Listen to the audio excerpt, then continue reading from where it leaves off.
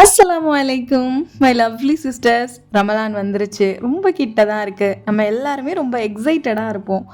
இந்த வீடியோவில் ரமலானோட ஷாப்பிங்கை பற்றி, அதில் நீங்கள் எப்படி சேவ் பண்ணலாம், எப்படி செலவுகளை குறைக்கலாங்கிறத பற்றி ரொம்ப தெளிவாக சொல்லியிருக்கேன். உங்களுக்கு இது பிடிக்கும் நம்புகிறேன். வீடியோ ஃபுல்லாக பாருங்கள். பிடிச்சிருந்தா ஒரு சப்ஸ்கிரைப் பண்ணி லைக் பண்ணி நம்ம சேனலுக்கு ஒரு சப்போர்ட் கொடுங்க.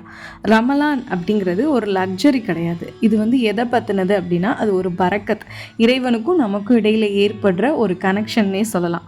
நம்ம ரமலானுக்கு ஷாப்பிங் போகிறதுக்கு முன்னாடி நம்மளே சில கேள்விகள் கேட்டுக்கணும்.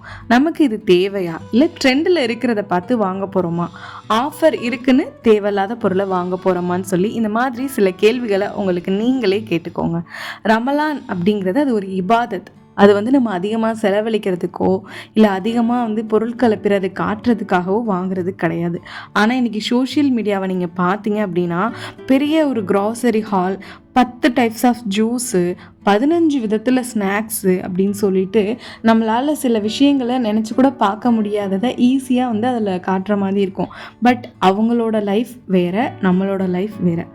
இறைவன் நம்ம எவ்வளோ செலவழிக்கிறோம் அப்படிங்கிறத பார்க்க மாட்டான். நம்ம உள்ளத்தில் எண்ணம் தூய்மையாக இருக்கா அப்படிங்கிறதான் பார்ப்பான். ரமலானுக்கு ஷாப்பிங் போகிறதுக்கு முன்னாடி முதல்ல வீட்டில் என்ன இருக்குது அப்படின்னு செக் பண்ணுங்கள். கிச்சனை ஃபஸ்ட்டு செக் பண்ணிட்டீங்கனாலே உங்களுக்கு ஓரளவுக்கு ஒரு புரிதல் வந்துடும். நம்ம வீட்டில் மசாலா இருக்கா, எண்ணெய் இருக்கா, எல்லாத்தையும் பார்த்துட்டு அதுக்கப்புறமா ஒரு பிளான் போட்டு நீங்கள் வாங்குங்க. இல்லைனா ஃபஸ்ட்டு ஸ்டார்டிங்கில் எப்பயும் போல் கிராசரி வாங்கிட்டு இடையில நோன்பு வர்ற நேரத்துக்கு நீங்கள் உங்களுக்கு தேவையான நோன்புக்கு தேவையான பொருட்களை மட்டும் வாங்கிக்கோங்க. அடுத்து 30 டேஸ் மீல் பிளான் போட்டுக்கோங்க. என்னடா 30 டேஸ்ன்னு சொல்கிறேன்னு பார்க்குறீங்களா? ரொம்ப ஹெவியாலாம் இல்லைங்க. இன்றைக்கி என்ன சமையல் யோசிக்கிறதே நமக்கு பெருசாக இருக்கும். ஸோ திங்கக்கிழமை சாதாரண சாதம், பருப்பு, முட்டை. அடுத்து செவ்வாய்க்கிழமை சப்பாத்தி, குருமா, சாதம். புதன்கிழமை லெமன் ரைஸ், பொட்டேட்டோ ஃப்ரை. அடுத்து வியாழக்கிழமை சிம்பிளாக சாம்பார். ஃப்ரைடே ஏதாவது ஸ்பெஷலாக சிக்கன், மட்டன். இந்த மாதிரி நீங்கள் நினைக்கலாம், என்ன நோம்பில் கூடவா சிக்கன் மட்டன் இல்லாமல் எங்களுக்கு சாப்பாடே இறங்காதுன்னு சொல்லிட்டு. நோன்பு அப்படிங்கிறது நம்ம உள்ளத்தையும் உடலையும் தூய்மைப்படுத்துறதுக்கு தான். அந்த நேரத்தில் நம்ம விதவிதமாக சமைச்சு சாப்பிட்டு அதுக்காக நேரத்தை போக்கி நம்ம எதுக்காக நோன்பு வைக்கிறோங்கிற அந்த பலனே இல்லாமல் ஆயிடக்கூடாது இல்லையா? ஸோ அந்த நேரத்தில் ஹெவியான ஐட்டம்ஸ் பண்ண தேவை கிடையாது. 3 நாளைக்கு ஒரு தடவை உங்களுக்கு தேவைப்பட்டுச்சுன்னா ஸ்பெஷலாக ஏதாவது செஞ்சுக்கோங்க. அடுத்து dates and dry fruits buying strategy. ரமலானில் டேட்ஸ் அப்படிங்கிறது நமக்கு ரொம்பவே முக்கியம். பேரிச்சம்பளம் இல்லை அப்படின்னா ரமலானே நமக்கு போகாது. பட் பெரிய பிராண்டடானதாக வாங்கணும்னு கிடையாது. ஆஃபர்ஸில் பை 1 கெட் 1 ஃப்ரீ இந்த மாதிரி ஆஃபர்ஸை பார்த்து நமக்கு தேவையான பொருள் வாங்கும்போது நம்ம செலவுகளையும் குறைக்கலாம். அதே நேரம் எல்லாமே நமக்கு கிடைச்ச மாதிரி இருக்கும். ட்ரை ஃப்ரூட்ஸ் எல்லாமே கொஞ்சமாக குவான்டிட்டி வாங்கினா போதும். பல்காக வாங்கி வேஸ்ட் ஆச்சு அப்படின்னா அதுவுமே நமக்கு கஷ்டம்தான். ஏன்னா ட்ரை ஃப்ரூட்ஸோட ரேட் கண்டிப்பாக அதிகமாக இருக்கும். ஸோ உங்கள் பட்ஜெட்குள்ளே உங்களுக்கு தேவைக்கு ஏற்ற மாதிரி வாங்கிக்கோங்க. Next snacks control. ரமலானில் நம்ம கண்டிப்பாக பெரிய செலவாக எது இருக்குன்னு பார்த்தீங்கன்னா ஸ்நாக்ஸ் தான். அதுக்குன்னு நான் எதுவுமே சாப்பிடாதீங்கன்னு சொல்லலை. நம்ம எதுக்காக நோன்பு வைக்கிறோம்? நம்ம உள்ளத்தையும் உடலையும் பாதுகாக்கிறதுக்காக தான். அதனால கொஞ்சம் ஸ்நாக்ஸை அவாய்ட் பண்ணிவிட்டு கொஞ்சமாக பழங்கள், கொஞ்சமாக சுண்டல் அதிலலாம் நீங்கள் சாப்பிட்டீங்க அப்படின்னா நம்ம உடம்புக்கு எது நல்லதோ அதை எடுத்துக்கோங்க அப்படின்னு தான் சொல்கிறேன். இது நம்மளோட மணியும் சேவ் பண்ணும், அதே நேரம் நமக்கு உடலுக்குமே ஆரோக்கியத்தை கொடுக்கும். அடுத்து ஜூஸ் எல்லாமே வீட்லேயே போடுற மாதிரி பார்த்துக்கோங்க. அதிகமாக கடையில் அந்த பவுடர்ஸ் வாங்கி மிக்ஸ் பண்ணாமல் லெமன் ஜூஸாக இருக்கட்டும், இல்லை நன்னாரி சர்பாத்தாக இருக்கட்டும், முடிஞ்ச அளவுக்கு அந்த எசன்ஸ் வாங்கி வச்சு லெமன் புழிஞ்சு வீட்லேயே போட்டு குடிங்க.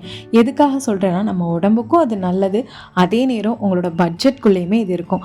ரமலானில் இந்த மாதிரி சின்ன சின்ன விஷயத்தை ஃபாலோ பண்ணுறது மூலயமா நம்மளால் கண்டிப்பாக பணத்தை சேமிக்க முடியும். அதை சேமித்து நல்ல வழியிலையும் செலவழிக்க முடியும். நெக்ஸ்ட்டு ஈதுக்கு நீங்கள் ட்ரெஸ் எடுக்க போகிறீங்க அப்படின்னா இவ்வளோதானா அவ்வளோக்குள்ளே ட்ரெஸ் எடுங்க. இப்போ 2000க்கு எடுக்க போகிறீங்க ஒரு பிள்ளைக்கு அப்படின்னா அந்த 2000க்குள்ளே மட்டும்தான் எடுக்கணும். குழந்தைங்களுக்கு நம்மக்கிட்ட காசு இருக்குங்கிறதுக்காக தேவைக்கு அதிகமாக வாங்கி கொடுக்கும்போது அவங்களுக்கு அந்த பணத்தோட மதிப்பே தெரியாது.